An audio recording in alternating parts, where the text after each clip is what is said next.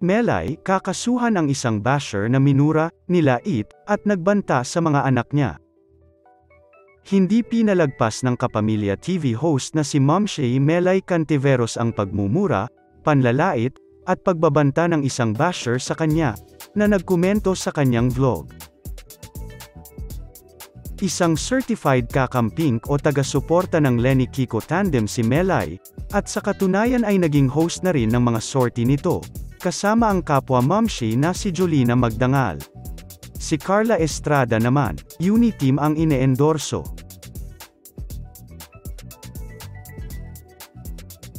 Nananawagan po ako kung nasaan ang taong ito nang masampahan ng nararapat legal na aksyon, paki-PM po ako. Maraming salamat, matigil na ang mga panghaharas na ito.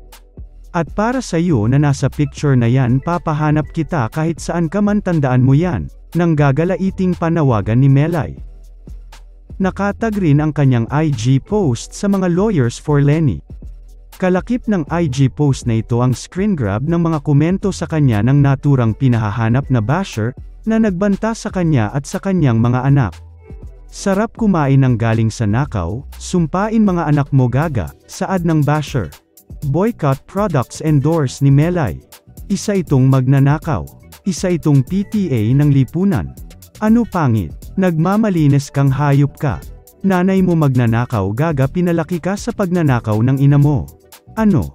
Magnanakaw si Marcos Pamor, makita lang namin kayo sa labas kahit kasama mo mga anak, pangit ka.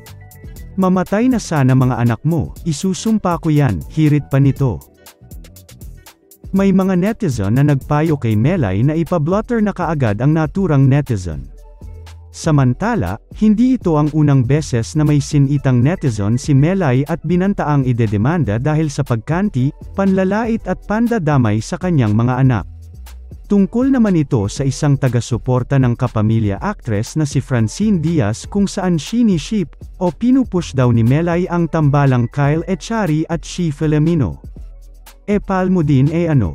Huwag mo iship si Kyle kay Chi, anak mo nga ang pangit, sabi ng basher. Humanda ka at stan.francine.shin, papahanap ko sa NBI ang account mo. Mahahanap kita at didemande kita sa sinabi mo sa anak ko, pagbabanta ni Melay sa kanyang Instagram post. Ako sabihan mo okay lang, wag ang anak ko, kahit itlog ka, kahit mag-deactivate ka. Alam ko fan ka ni Francine at Francines Diaz, mahahanap kita. Noong ika-4 ng Pebrero, sa pinakabagong update ni Melay tungkol dito, ibinahagi niya na nagkausap na sila ng basher. Ibinahagi niya ang screenshots ng kanilang pag-uusap. Mukhang pinatawad na niya ito. Tinawag niya itong basher serye. Ito na nga closure ng basher serye ng hapon ko ngayon.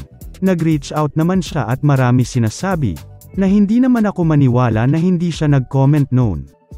Pero syempre, sino ba ako para di mapakinggan ang side niya at di siya mapatawad? Hayan maging lesson yan na wag basta magpadala sa feelings tapos pipindot na lang na di inaalam kung may mahi-hurt ka ba na damdamin. Matuto tayo rumespeto ng tao, ani Momshi Melay. Respeto is the key para sa matiwasay na buhay. Kung di mo gusto ang sinasabi ng ibang tao, ay respeto mo, and let's mind our own business, at last magpatawad at magmahalan. Ano ang masasabi mo sa kwentong ito? Ibahagi lamang ang inyong opinyon. Para sa iba pang latest trending topics na kwento, please pakipindot naman ang subscribe at notification bell para lagi kang updated sa mga bagong video ko.